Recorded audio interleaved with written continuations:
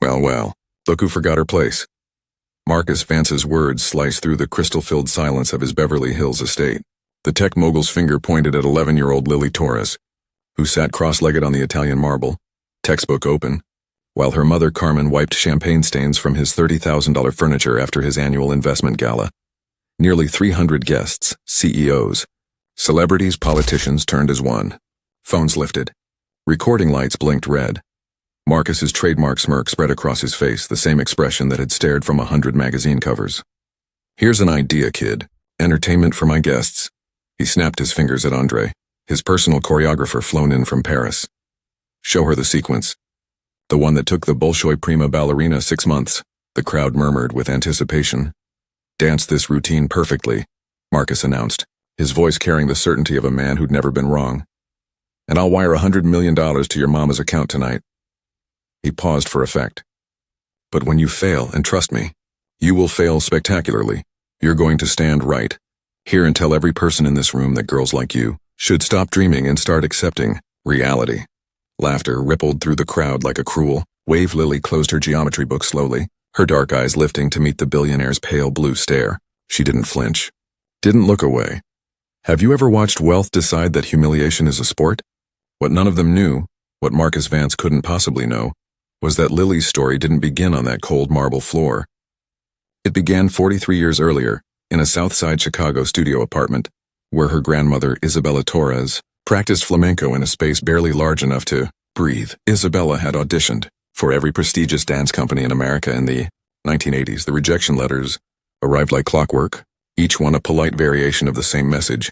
Your technique is impressive, but you're not quite what we're looking for. The subtext screamed what they wouldn't write. Too brown, too ethnic, too obviously immigrant. But Isabella never stopped dancing. In that cramped apartment between the radiator and the fold-out couch, she transformed suffering into art. Her feet spoke the language of her Mexican grandmother.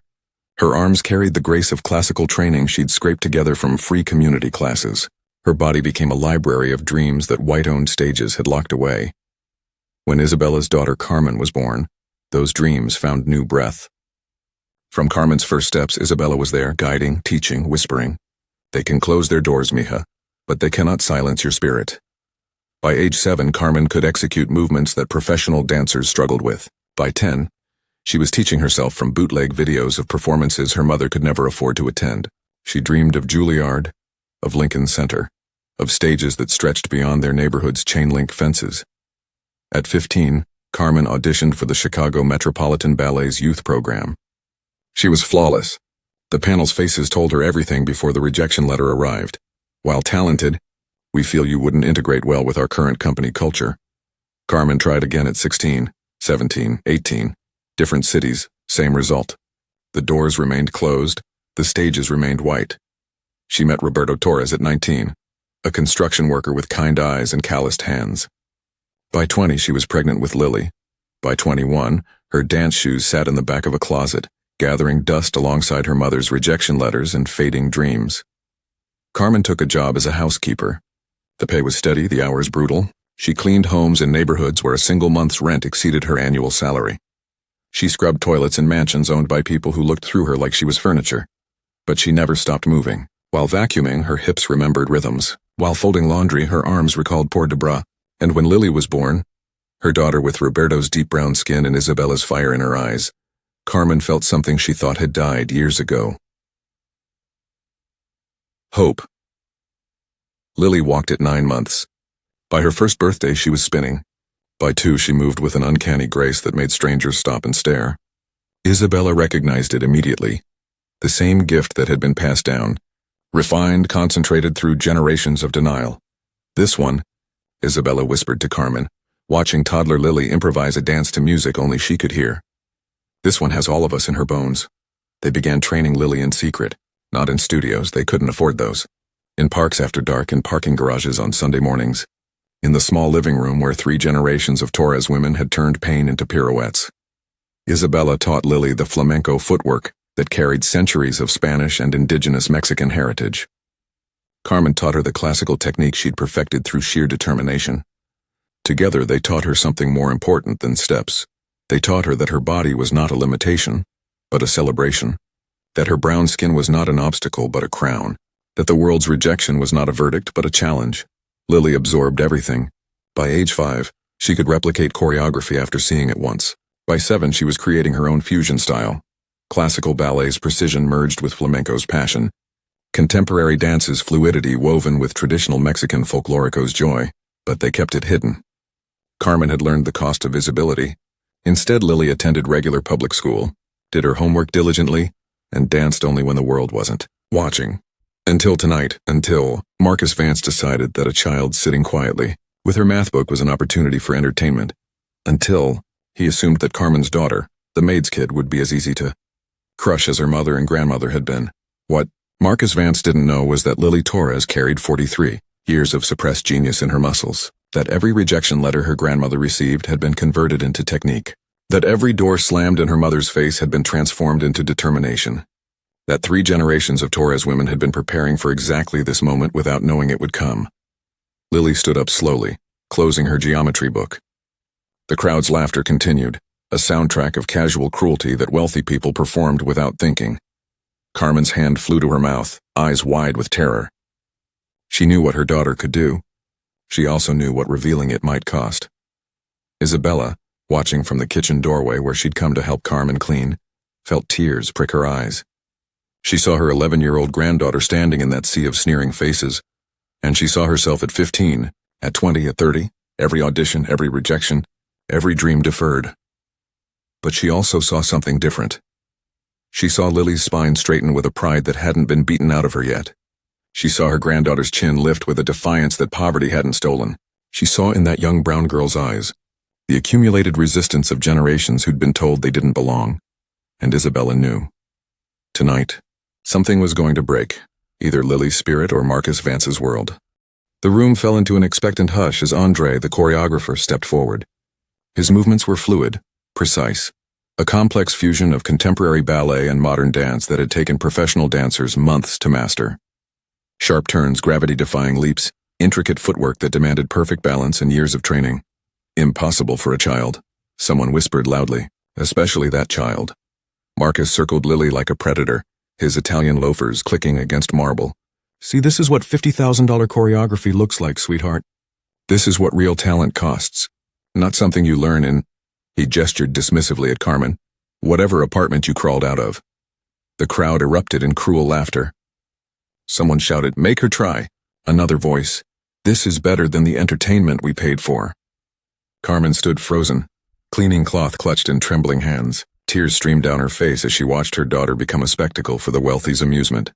"Ms. Vance," one guest called out to Marcus's wife, a former model lounging on the terrace, "are you really letting him do this?" She shrugged, sipping champagne. "Marcus is just having fun. The girl can say no." But they all knew she couldn't, not when her mother's job hung in the balance, not when saying no meant admitting defeat before even trying.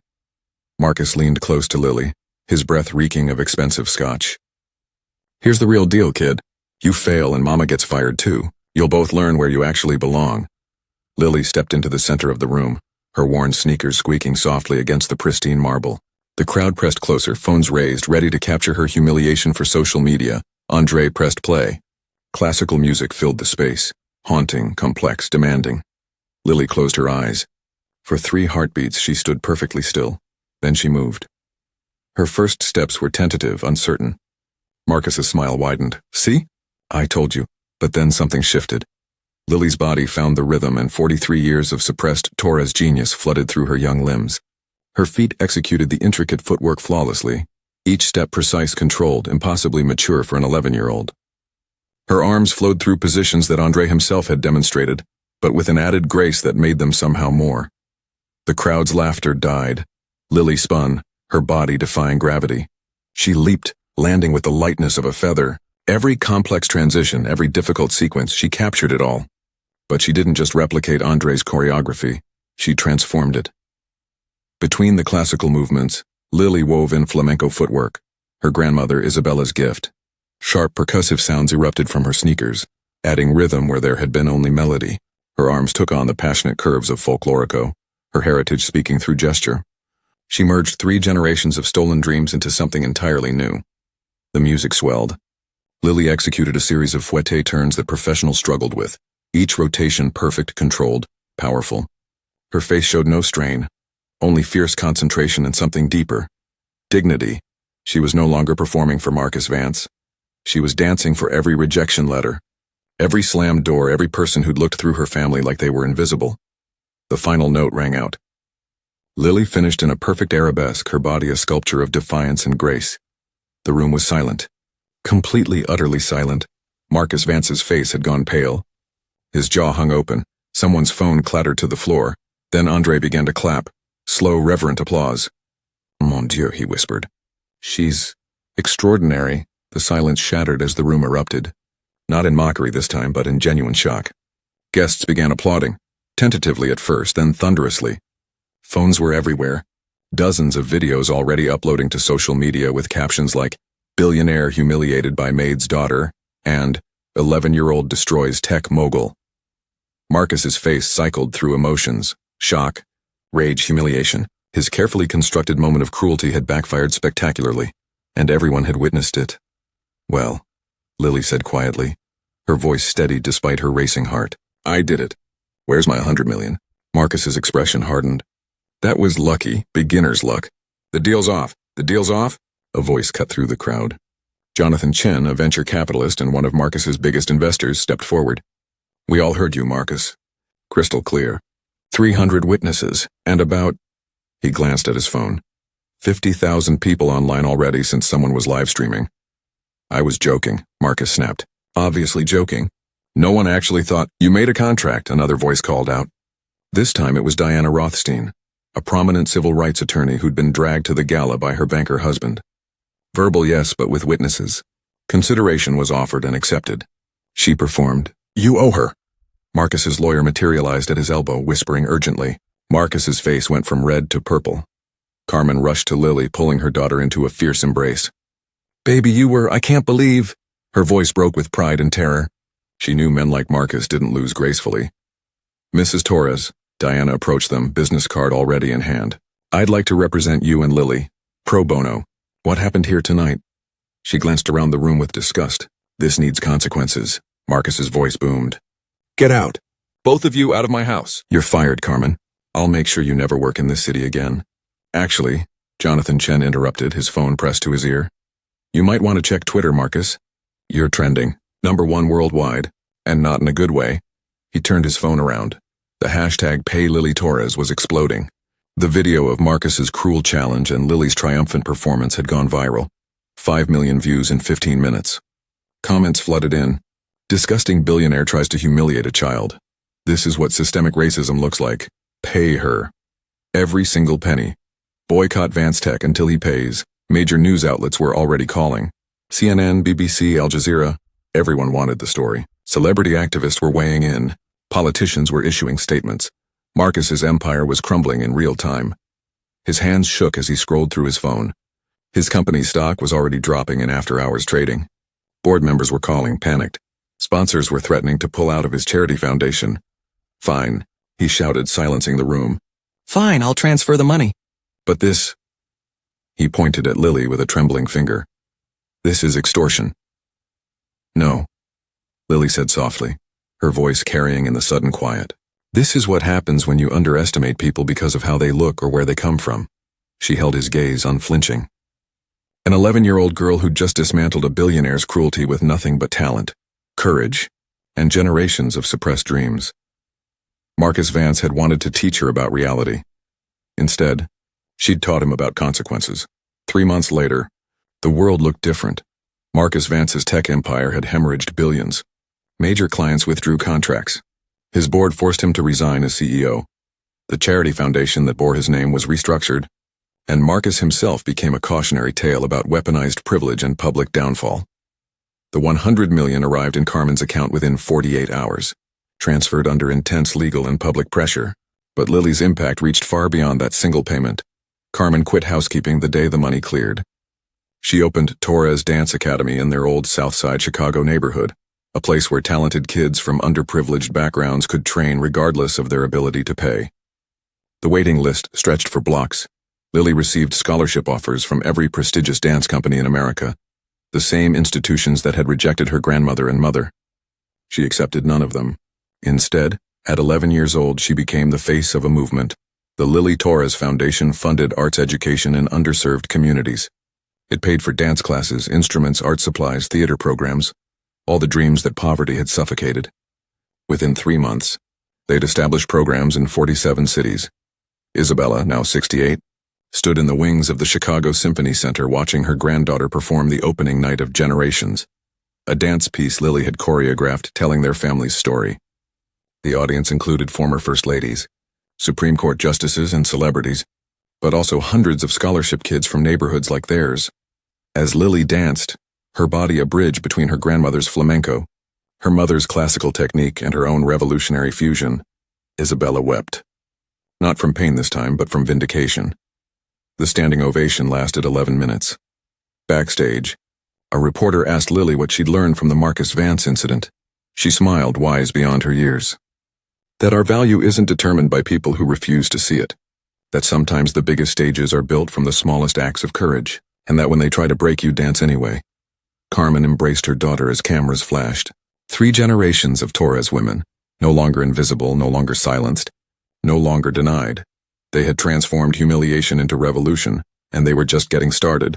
Your turn to rise. Does this story resonate with you? Have you ever been underestimated because of your background, your appearance, or your circumstances? Share this story if you believe every child deserves a chance to shine, regardless of their zip code.